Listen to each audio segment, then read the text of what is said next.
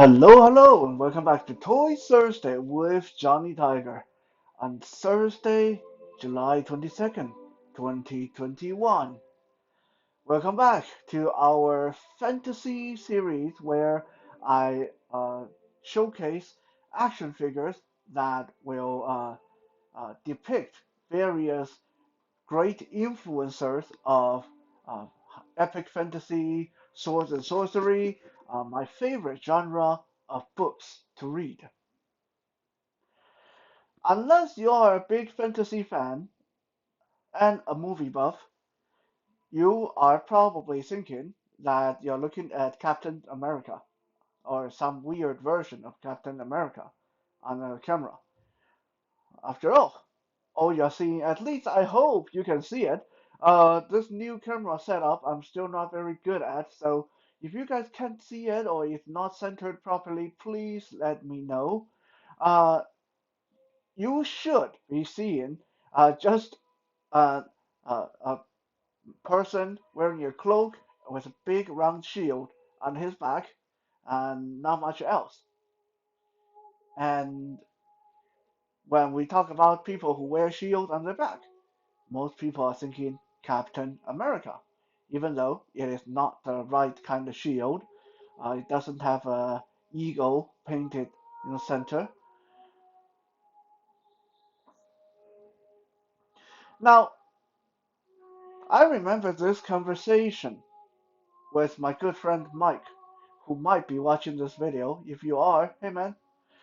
Um, I remember this conversation with Mike way back when the first Lord of the Ring trilogy movie by Peter Jackson came out. I believe that was in year 2000. I believe uh, back then I was just going to college, and so I remember this. One day Mike came to me and he said, "Dude, are you going to watch The Lord of the Ring?" And I was like, "No, man, I don't think so. Uh, it's not interested." And Mike was surprised.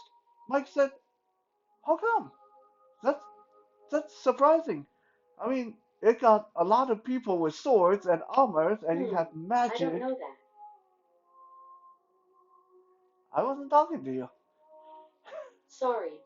I thought I heard my name. No, you didn't. Anyway, where was I? So yeah, Mike said that's crazy. Why won't you watch it? Because it has all the things you like: swords and horses and armors and magic and demonic bad guys and dragon, all that stuff. What what what make you not want to watch it? And I said to him then, something that will say now, that I'm sure to a lot of fantasy reader this will almost amount to sacrilege. I hate Lord of the Ring. That's what I said to Mike back then. I bloody can't stand Lord of the Ring. I'll be honest with you guys. The first time I tried to read Lord of the Ring was when I was in grade 11, I believe. So that was like 1997, 1998. That was my first attempt at reading Lord of the Ring by Braille, big, thick Braille book. I didn't even make it past the first two chapters before I fell asleep. And then a few months later, I tried again, and this time I got bored and went to do something else before the end of the second chapter. And it wasn't until several years later that I got my hand on the audiobook version of The Lord of the Ring, which turned out to be even worse because the audiobook version of The Lord of the Ring was narrated by this really old, really bored sounding dude, whom, again, before uh, he even stopped talking about who the hobbits were and what kind of home they lived in, I fell asleep and I never made it past the first few chapters of that book. Long story short, I attempted to read Lord of the Ring so many times. I think I attempted like 8 or 9 times before I finally forced myself through the entire book. Crazy, right? And some people say, well, if you didn't like it the first time and the second time, why do you keep trying to read it? Because if you are a fantasy reader, it's almost like you have to read The Lord of the Rings because your friend, other fantasy readers, going to talk about it, and they're going to drop references to it. Uh, uh, the orcs, the elves, the Balrog, and Gandalf the Great, and Sauron, the Dark Lord, and all that stuff. A lot of people will draw references to it. So if you want to read fantasy and you skip over Lord of the Ring, then a lot of things will kind of not make sense. And when you talk to people and they hear that you never read Lord of the Ring, they'll look at you funny. Like, what kind of heathen are you? You call yourself a fantasy reader and you never read Lord of the Ring. So I wanted to read it because I felt like I had to. Eventually, I did get around to watch the Lord of the Ring movies. Yeah, because it was in three separate movies, uh, and was very long. And to my surprise, it was one of my favorite movies of all time. Like I liked it so much that I rewatched those movies probably as many times as I attempted to read the books, but with different intention. Kept rereading the books because I couldn't get through it, but I kept rewatching the movies because I loved it so much. They were great. Like most of the time, when someone take a book and make it into TV series or movies, it's a lot worse than the book.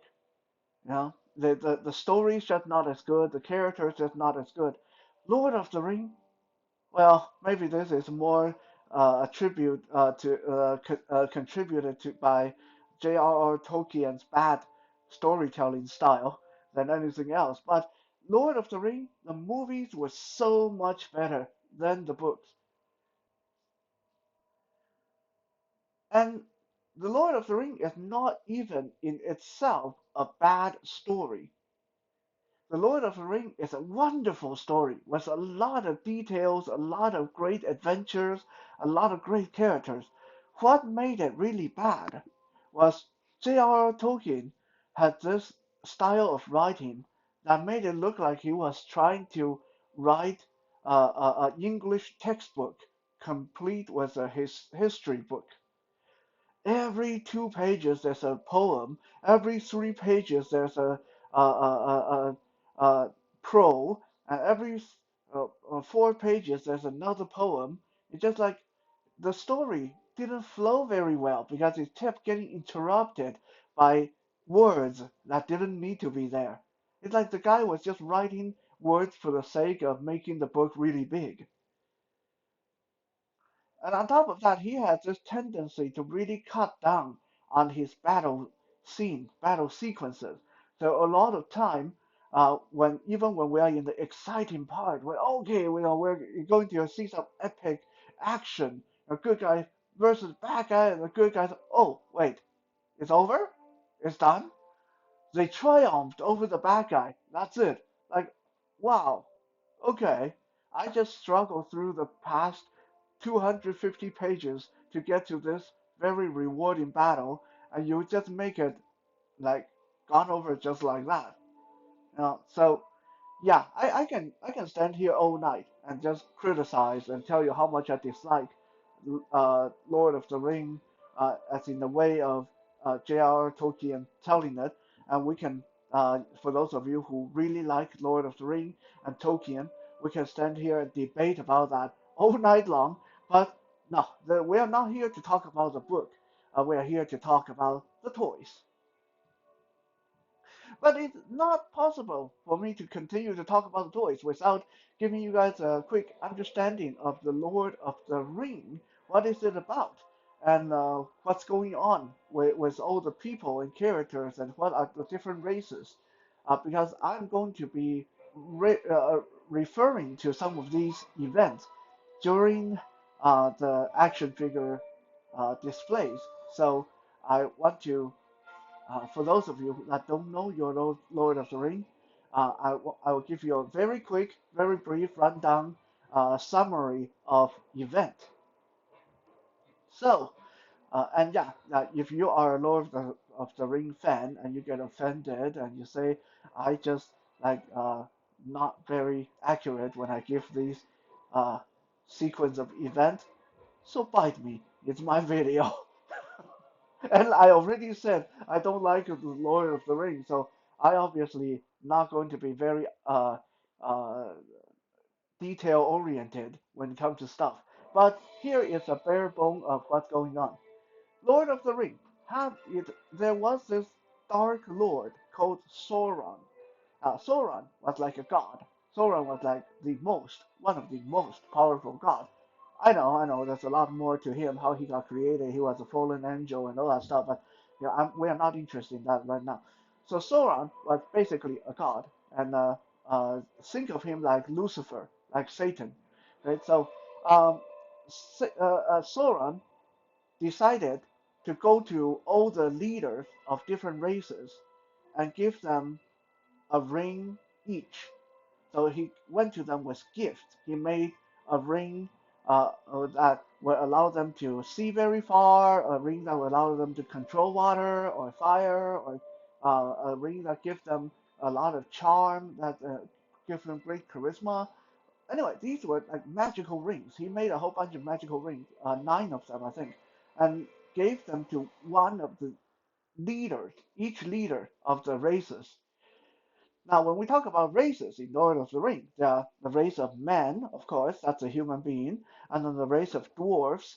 They are short, powerfully built, very broad warriors, usually like to wield axes, and they have short little legs, and they drink a lot and talk very loudly. They usually have a lot of facial hair. Um, and then there's a race of elves, and these are not like Santa Claus elves, not like cute little North Pole elves. The race of elves, they are like tall and graceful and slender and golden hair and very beautiful. They're like the most beautiful race in Lord of the Ring. They are they look a lot like human, but they have long ear and like pointy eyebrow, and they generally look very graceful. They live. Some of them live in trees. Some of them live in castles, and uh, they are like the most beautiful race in the world, the elves. And then there was the race of orcs, basically, uh, and the race of goblins, of course. And goblins is basically just what we think of goblins, big pointy ears, big teeth, hunched over and like to cause trouble for people, the bad guys. And then there are the orcs, and the orcs are basically deluxe sized goblins. They look just like goblins, but they're bigger. They're human size rather than children size. Um, then there are the Uruk-hai. Uruk-hai are like special forces orcs. They're actually they still are orcs. They look just like orcs basically, but sometimes they are albino and they are a lot bigger. They're bigger than your normal human. Uruk's height are usually like 6.5, 7 feet tall and very, very muscular. They're like uh, they're like the KKK of the orcs. They're like the superior kind of orcs. They're like the perfect race of orcs. So Uruk-hai were created to serve the Dark Lord and his minions as shock troops. They were like super ultimate shock troops and soldiers for the bad guys. Okay, so basically for the good guys, there's men, elf, dwarfs, and the bad guys there's orc, goblins, urkhais, and there are trolls, and there are dragons, and some other demonic stuff that is not relevant to today. And then there's a little cutesy little race called the Hobbit. And the Hobbit were the most important race in the Lord of the Ring because, uh, well, the story basically relies on hobbits. Um, Hobbits are tiny little people. They're like dwarfs, but they are not heavily built. They're not warlike. Dwarfs are good at making weapons, using weapons, fighting, drinking. Hobbits, they're small and childlike, and they're uh, basically very long living. They can live hundreds of years, and they generally speaking just keep to themselves in their peaceful little home, doing their peaceful little things, growing mushrooms uh, and keeping away from the outside world for the most part. So the Hobbit is a peaceful little people, peaceful little tiny people. Uh, so that's basically the setting for the Lord of the Ring. You have this Dark Lord who went to every race and gave a ring to their leader, and then he made a master ring for himself. This ring is the Lord of the Ring, basically, uh, and this ring can control all the rest and enslaving these leaders to his will when they put on their rings. I mean, that is so devious, right? Sauron, went to them and give them gift, and then he used those gifts to enslave them. Oh wait, that's kind of like what a lot of people did in the old days, saying that they come to your land with gift, with gospel, and that they come with the missionaries, and then they enslave your race. Sorry, didn't mean to get onto that, but it have to be said. Um, so anyway, Sauron uh, eventually tried to take over the world, and then the elves and the men, the two races, the two most powerful races, got together and opposed him, and there was a massive battle. And at the end of the battle, Sauron was defeated when someone from the good guy's side cut off his finger, the finger that he had the master ring on, and but because Sauron is a god, so he cannot really be killed. He can only be banished. And if you give him enough time, he'll come back. So the world enjoyed peace for many, many years. Sauron was banished, and the ring, the master ring, was missing from the world because it was a chaotic battle, and so when his finger got cut off, the ring fell into the river, and then it went to many different owners, and no, again, there's a lot of complication there we won't get into. Uh, Suffice to say, after so many years, Sauron returned. Like I said, he's immortal. He's a god, so he can't be killed. He can only be put away temporarily. So Sauron returned, and he sent his minions out looking for the Master Ring and tried to enslave the world once more. So the good guys, led by Gandalf the Wizard, decided that the only way to defeat Sauron once and for all is to take the Master Ring, throw it into a volcano where it will get melted down and dissolved and destroyed. Apparently that was the only way to destroy the Master Ring, to throw it into a volcano. And so they have to make up their mind who should carry the ring to the volcano because this uh, Master Ring belonged to the Dark Lord. Okay, so whoever carries it, the Dark Lord will be sending its people after them. And also, this ring is very, very insidious, meaning whoever carries the ring eventually become corrupted and enslaved by the ring. So it's a very dangerous thing to carry. The person have to be pure of heart and very peaceful. And you guys probably figured it out by now. Pure heart, very peaceful. Who should we have? Who do we have? The Hobbit, the little harmless people, the peaceful little Hobbit. Let's get one of them to carry the ring, and then the rest of us will send representative to escort the Hobbit to the volcano, and then he'll throw the ring in, and the war is over. That's it.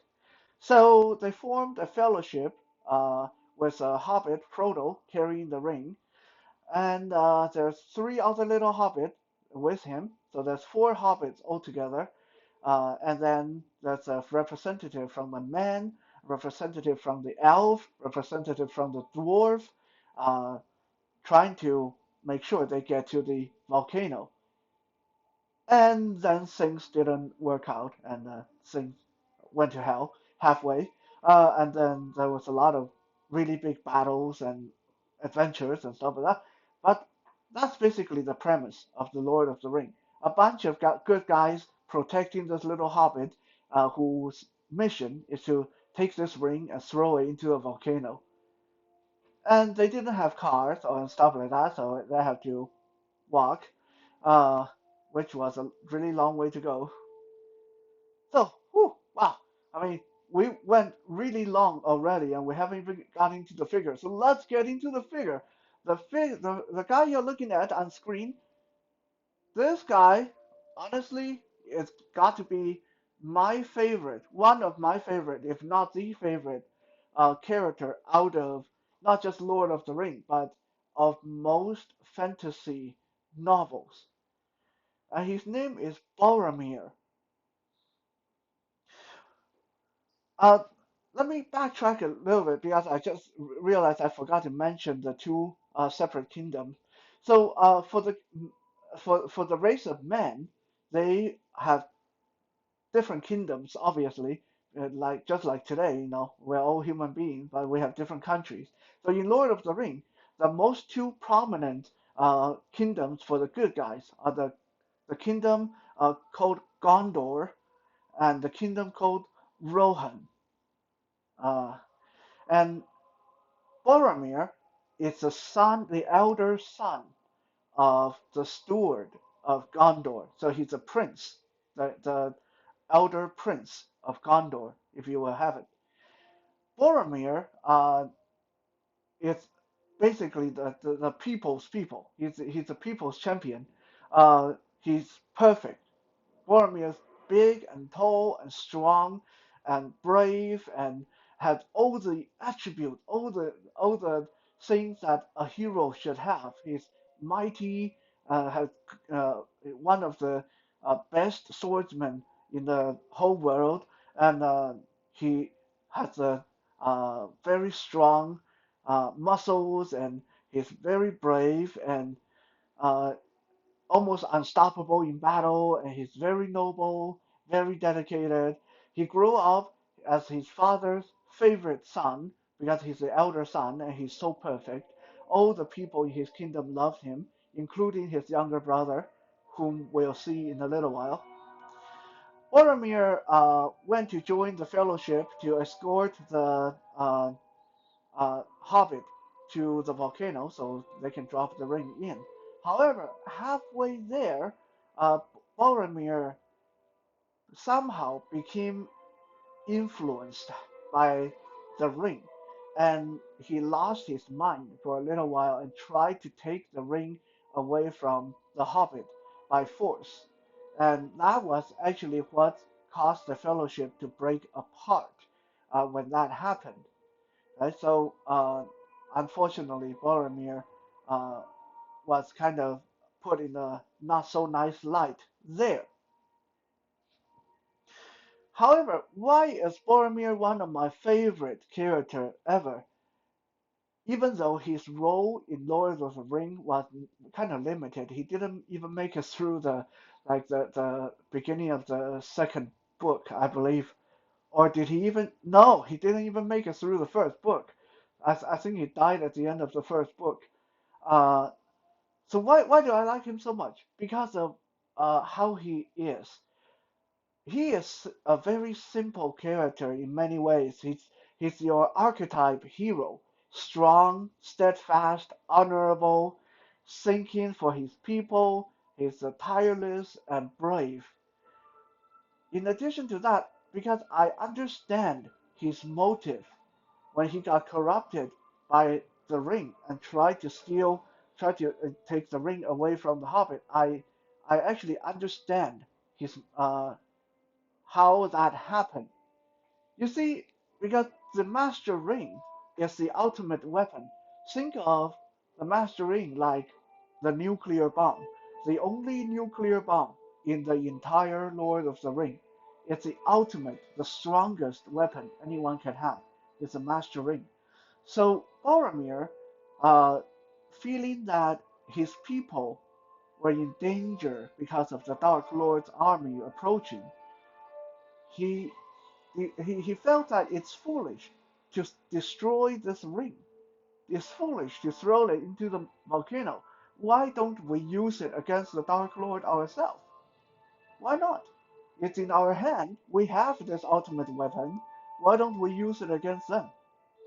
So I totally understand that logic. Now, the fact that he didn't understand that you can't use this weapon because this ring will enslave you, it's not really his fault because no one really bothered to explain things to him.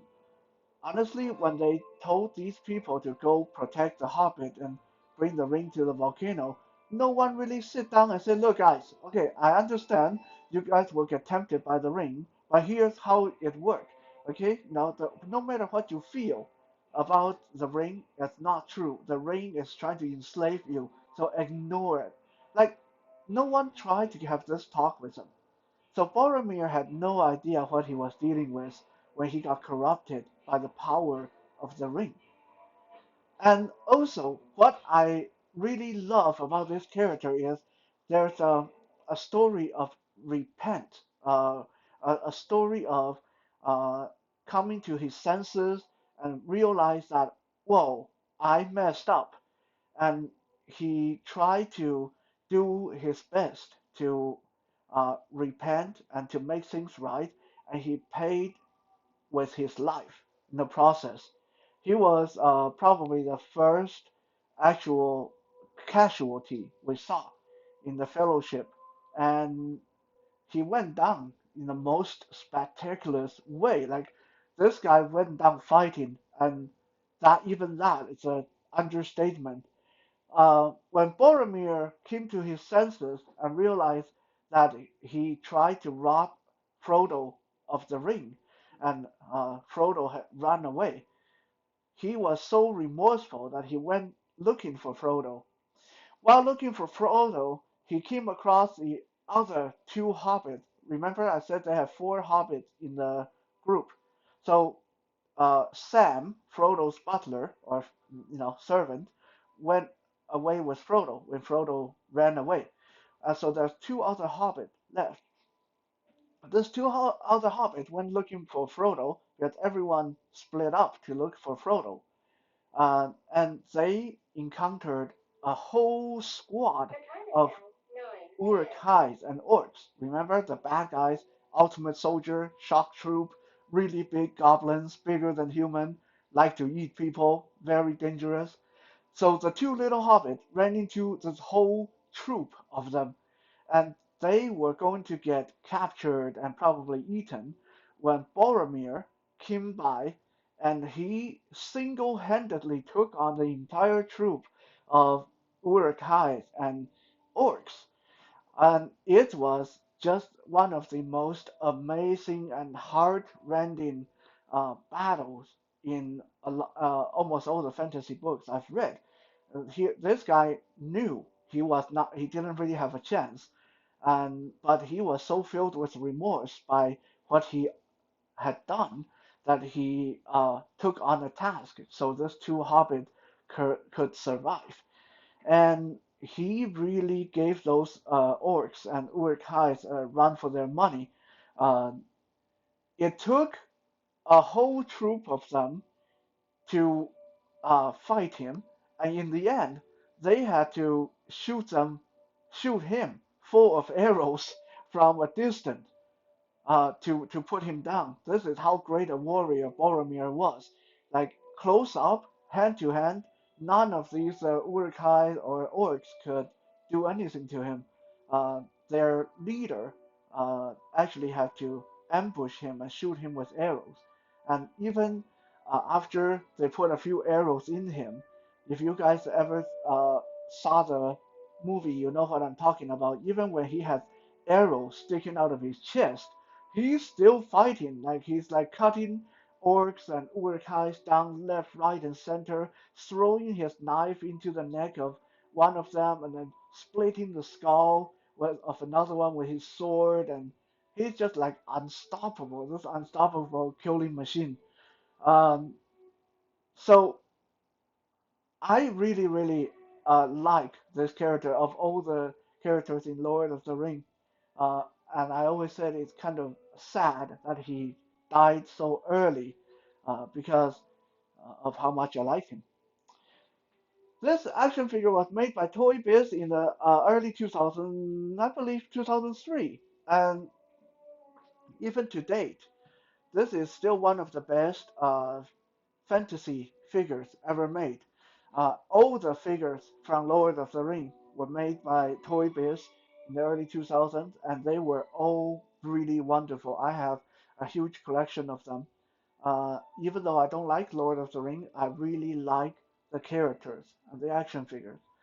And these, even 20 years later, are still some of the best fantasy action figures. Here is Boromir. He's dressed in his traveling outfit, which means light armor with uh, blue, black coloration with some spots of green here and there. He has his big round shield on his back, and he has hanging on his neck here. This is a horn of Gondor. This is a horn he blew when he's fighting in battle. He actually like he's so badass that he when he's fighting he still have time to stop and blow the horn to call his troop or his ally to him. So the horn of Gondor hanging by his neck, and then he have his sword by his belt. Interestingly enough, this sword is actually not very accurate because if we go by a description of Boromir in the book, Boromir is a giant of a man, and his sword is just as big and broad as he is. In the book, Boromir is described to be 6'4" and immensely powerful. However, in the movie, they did not make him that big. He was played by actor Sean Bean, who is a good sized guy, but not that big. About 6'1", I guess.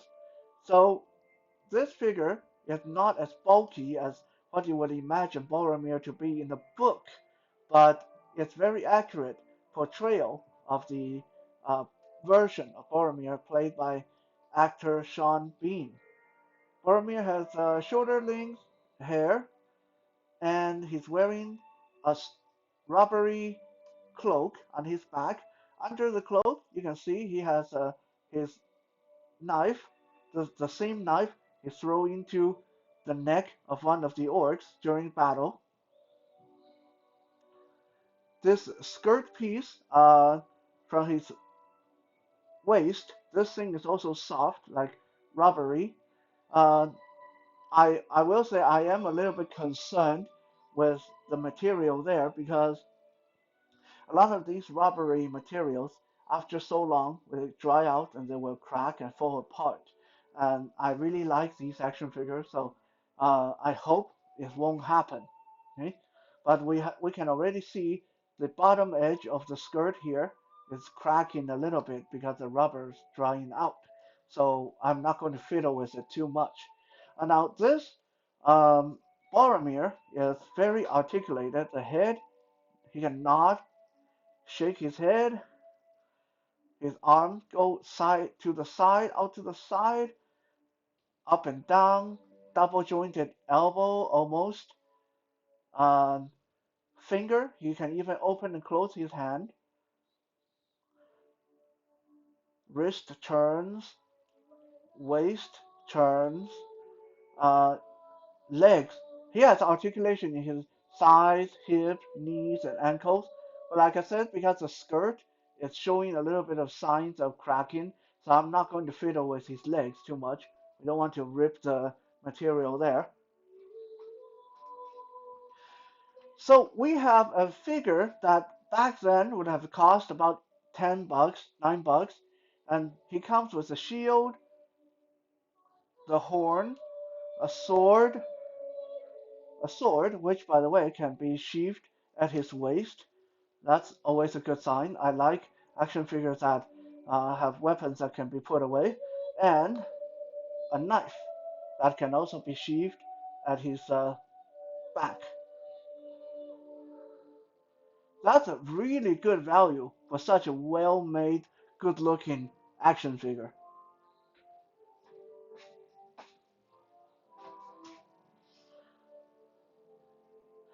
Next, we are going to take a look at Boromir's younger brother, who was always in Boromir's shadow, but in his own way was as much, if not more, of a hero than Boromir in Lord of the Ring.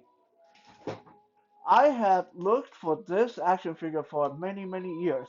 I finally acquired it when I went to visit my girlfriend in California uh, back in uh, the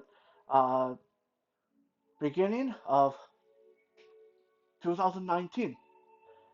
Yeah, um, because of the pandemic, I got my uh, date all kind of messed up in my head for a second there. But yeah, in the beginning of 2019, I went to see my girlfriend in California, and finally was able to track this figure down. This is Boromir's younger brother, Faramir. Faramir is the captain of the Rangers of Gondor and the second prince of the Gondorians. Growing up, Faramir has always been in the shadow of his older brother. Boromir was big and strong and brave, while Faramir, he was still very good, very strong, very brave. He was just second best.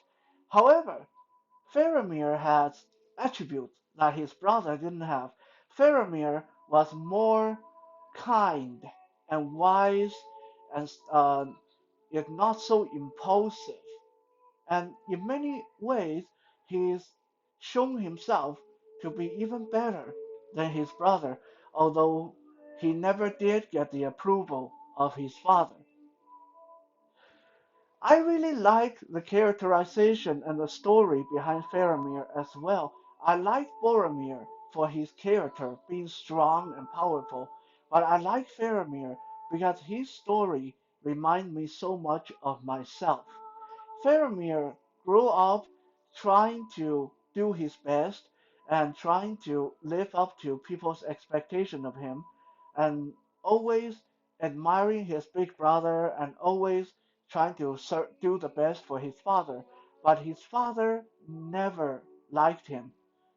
His father always sought the world of Boromir, but never had a good word for Faramir. Even at the very end there, right before the death of their father, the father sent Faramir out to guard their western field because the Dark Lord's army was coming.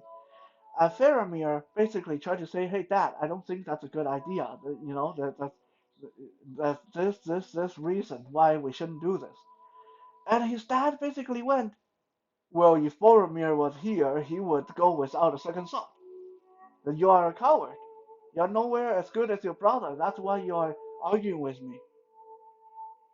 That broke Faramir's heart, and Faramir, upon leaving to fulfill his mission, which he knew he wasn't going to make it, he said to his dad, I will go, but upon my return, I hope you think better of me." And his dad, being such a big jerk, basically said to him, "Well, that depends on the manner of your return. Not a good luck, son. Not a take care of yourself. Not a be careful. But that depends on the manner of your return." And yeah, so Faramir led his men to guard the western field, and then the bad guy came, and the bad guy brought a whole bunch of monsters with them, and Faramir's men got overrun. And Faramir, being such a good leader, tried to rear guard so his men could escape. He would try to make sure that they get out ahead of him, and he ended up getting shot with a poisoned arrow and almost died. And when his people brought him back, like he was unconscious, so they brought him back to the palace. His dad was feeling that, oh my God, okay, so one of my son, Boromir, is dead, and my other son, Faramir, is dying. Oh God, I can't deal with this. I'm going to kill myself. So his dad, tried to burn himself alive and tried to take Faramir with him. He tried to get his people to burn Faramir and himself on a pyre together. Like, how messed up is that for family relationship? Like you're laying there dying because your dad sent you out to a stupid mission that wouldn't have worked in the first place, and then rather than getting you a doctor, your dad tried to burn you on the pyre because he wanted to commit suicide. So yeah, like it's just a really messed up family dynamic that I can relate to in my own family.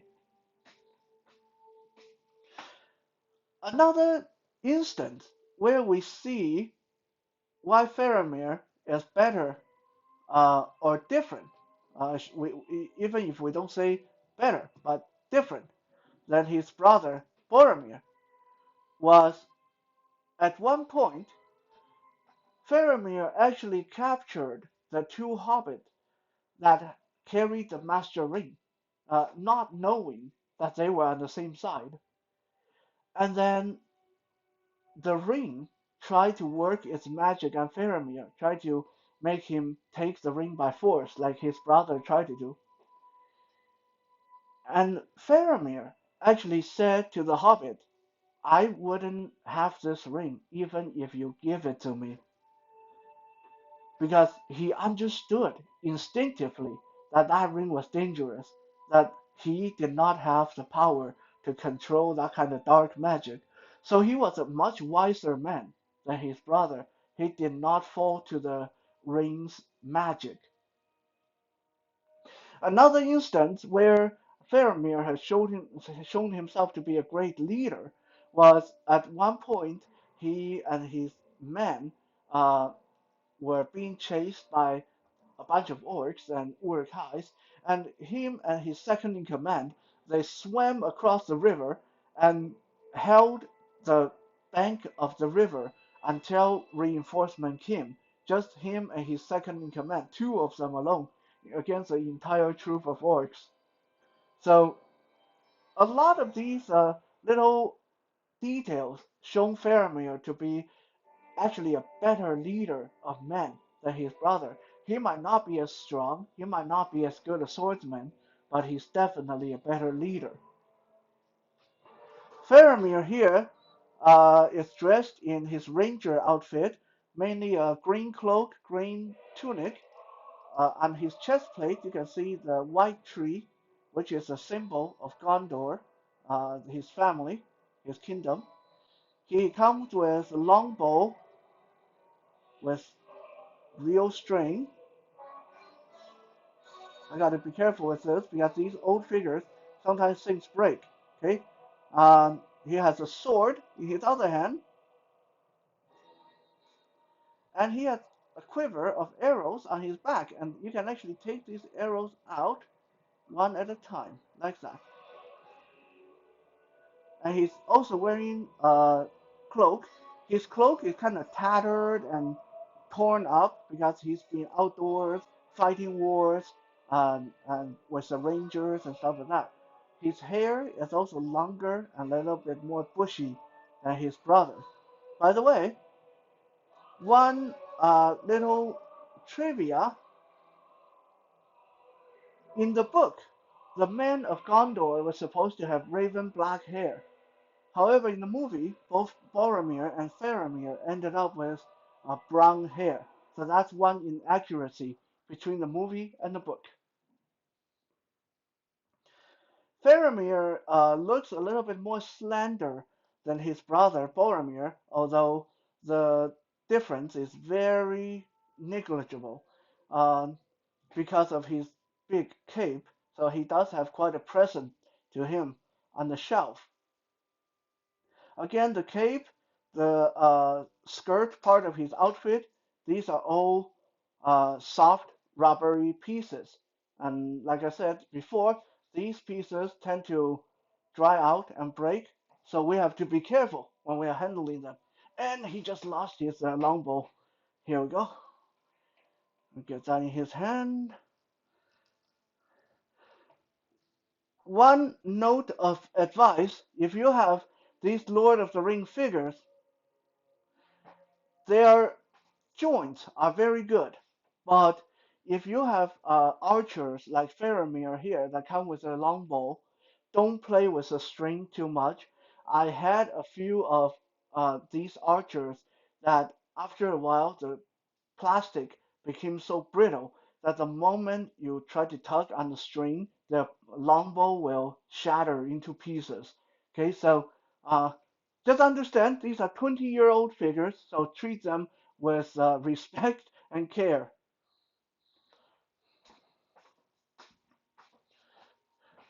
So now we have seen two brothers in Lord of the Ring, and I actually have another pair of siblings in mind I was going to show you guys, but this episode has really gone on quite a bit longer than I thought it was going to be because of giving the background on the Lord of the Ring.